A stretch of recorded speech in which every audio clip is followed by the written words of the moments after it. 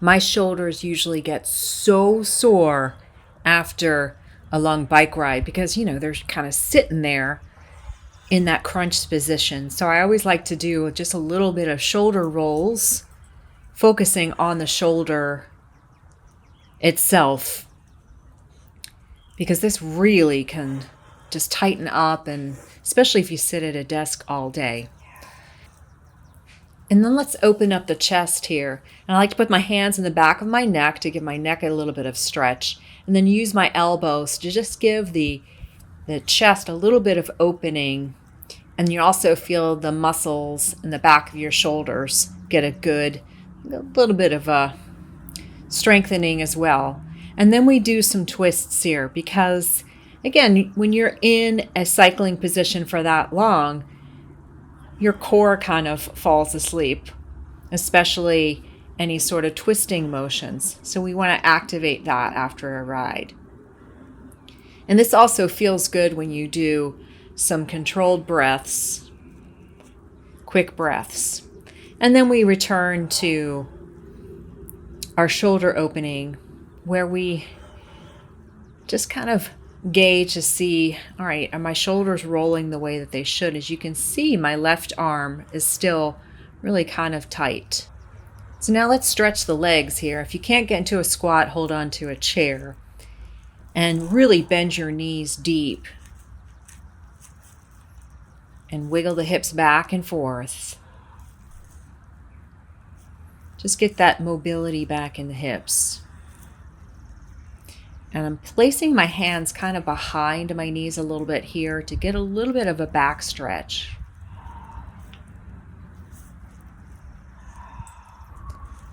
And then extend your legs straight. We do a wide leg forward fold and bring your hands kind of close to your knees. And then I like to bend my knees a lot and get an inner groin stretch by pushing my elbows against my inner thighs. And now let's do this beautiful little stretch here. I love this because you're getting a side body stretch while also keeping that mobility in the hips. If you notice as I go back and forth, it's kind of like a wide leg downward dog, but kind of not. But I get a nice, beautiful stretch the more the opposite arm stretches out in front of me. So I just love this really delicious side body stretch as my heart rate cools down. Just noticing my arm is extending further forward the more I start feeling the soothing part of this stretch. And now we want to grab a mat if you have one, or just a pillow, or roll a blanket under your knee, because my knee is really bad. And let's just get a hip stretch here, because the front of your hips will get really, really tight sitting in a saddle for a long time. So again, this is different from a traditional lunge that you'll get in a yoga posture. And I also like to really open up the side body by using the opposite hand to pull on the wrist of my top arm. And you continue to kind of move the hips forward as you're stretching out the psoas, the upper hip. And then this is kind of like a side angle pose, except the one knee is down. So as you notice, like typically side angle, the knee that's on the ground would be extended, so the leg would be extended. But this actually is kind of a nice recovery side angle. You're still getting that beautiful hip stretch. And then we work on the other side. So for here, try to get your hip and your knee on the same angle, and maybe try to push the hip a little bit forward, and just feel the hip just kind of getting a beautiful stretch here. As you can see, the dogs really love it when I'm stretching.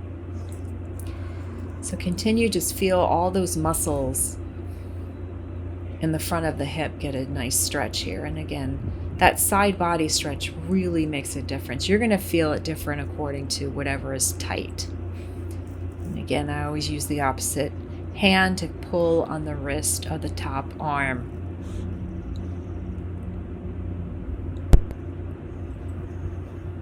So these are just teaching the body that, okay, we're not going to stay stuck here. We need to address those muscles and fascia that really gets stuck into one position, and then it just hurts our mobility over time if we don't work on it.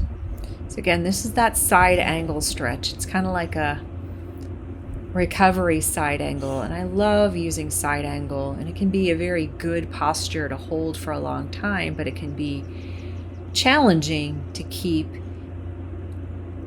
in a standing pose for a long time. So this is why we kind of use it to open up the hip while not putting too much pressure on our legs, which are probably already challenged. So now we're going to work on our hips and our neck. So if you have a towel or a strap, that would be great. And you can also prop up your hips on a pillow or set of folded blankets to make it a little bit easy for you. So we're going to do a cross leg position. And if this isn't accessible, you can just kind of sit in a typical cross leg position. But you want to try to hug the top knee kind of close to you, but you don't want to make it too extreme because you're going to feel just enough tension just from the bike ride. Just feel all those muscles just getting a beautiful stretch. And then we grab our strap and drape it over one shoulder and let one side drape down the front of your chest and cross it over to the other side so your opposite hand holds it from the back.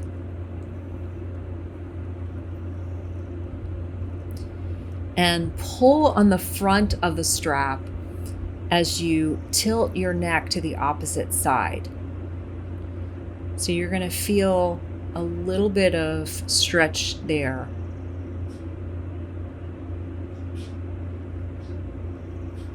Breathe into it, and your hips are still getting a nice stretch, but now your neck gets a little bit of love. You're going to feel, this is also really good if you sit at a desk and notice that your shoulders hunching forward. This actually settles some of those muscles and tendons around the neck. And now let's do the other side. So notice that this is a seated twist, but it's a little bit less extreme because we want to focus on the hip. So grab the knee with the opposite arm and just breathe into the stretch first. See if you can pull the knee closer to you.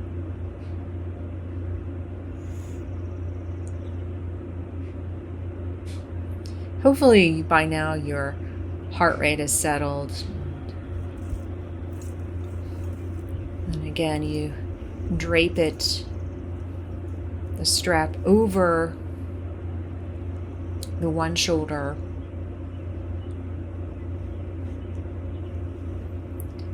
And with the opposite arm in internal rotation, you pull with the front arm and the front hand as you lean the neck over.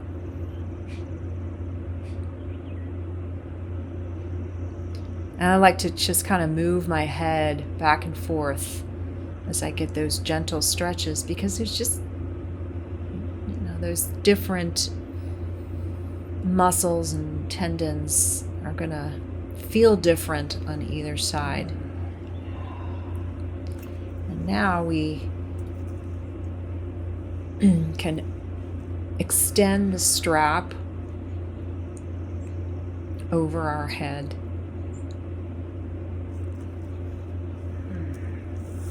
You extend your legs straight, obviously, and just feel the shoulders getting a final stretch. Again, I have a stickiness on my left shoulder it's kind of a little lazy, so it's still giving me a little bit of issues that I'm working through. And now you can use the strap to grab your feet, or you can just hold on to your knees or plant your hands into the mat. Give a nice little tug to the hamstrings. You can flex your feet and get a little bit of a calf stretch, and then fold forward.